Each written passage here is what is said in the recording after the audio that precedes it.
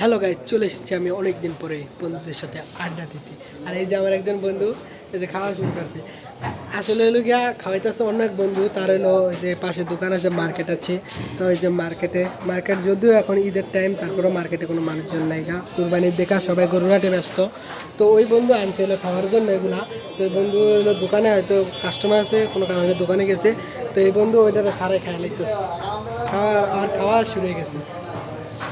অনেকদিন পরে আড্ডা দিতে চলে এসেছি আমরা। রাত করে আড্ডা দেওয়া ভালো না একদমই। আপনারা কেউ রাত্রে আড্ডা দেবেন না।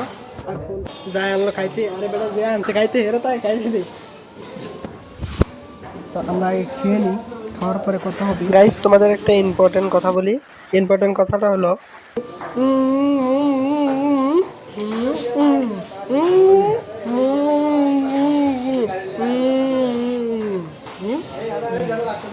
মুখে খাবার নিয়ে একদমই কথা বলবেন না, নাহলে আপনারাও আমাদের মতন বোবা হয়ে যাবেন। আর গাইজ, আমি একটা জিনিস দেখাই আপনাদের। এই যে এখানে লেখা